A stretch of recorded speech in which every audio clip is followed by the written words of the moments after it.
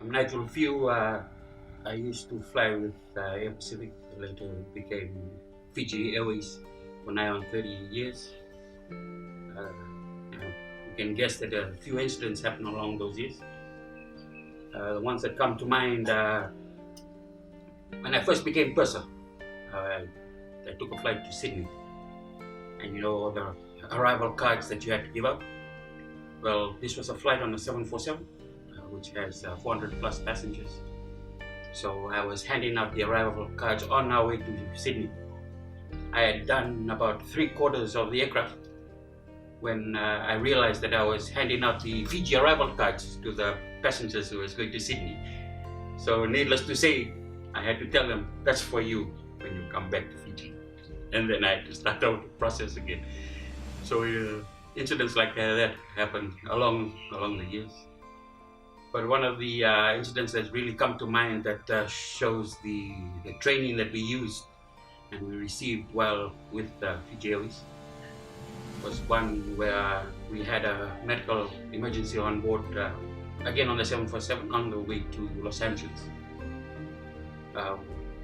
We had a full flight, again, over 434 passengers then.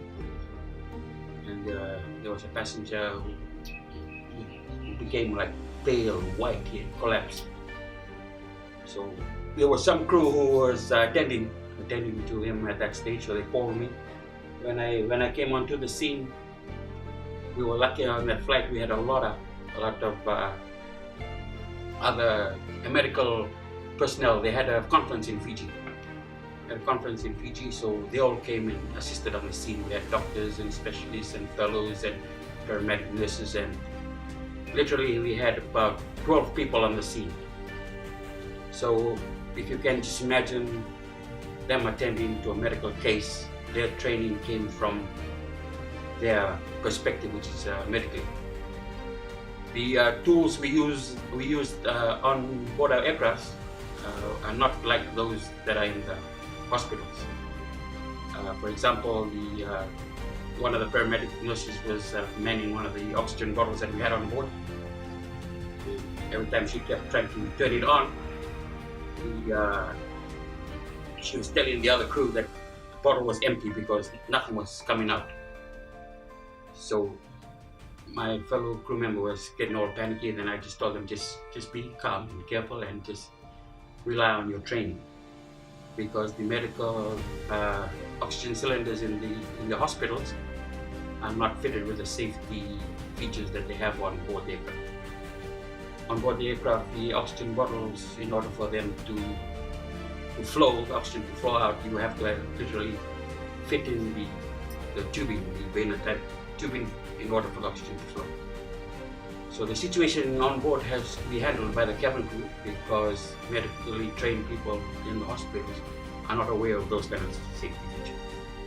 So we were able to take hold of the situation back ourselves and let the medical people just look after the passenger, and we look after the situation plus all the equipment that we use. The passenger we had to divert to Honolulu with captain's consent, and offloaded him there, and then we continued our journey to Los Angeles. Those kind of situations we have on board. If you rely on your training that we received like we did, everything turned out great. We later found out that he was attended to, and he was thankful for the quick response that we gave.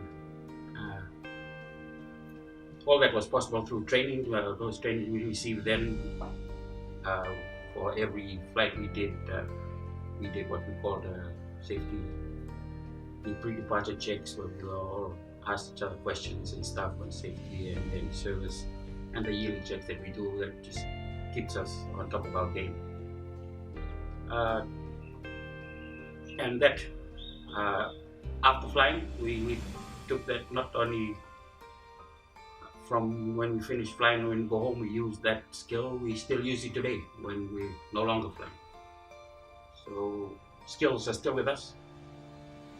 If you need help, give me you a call. Nak.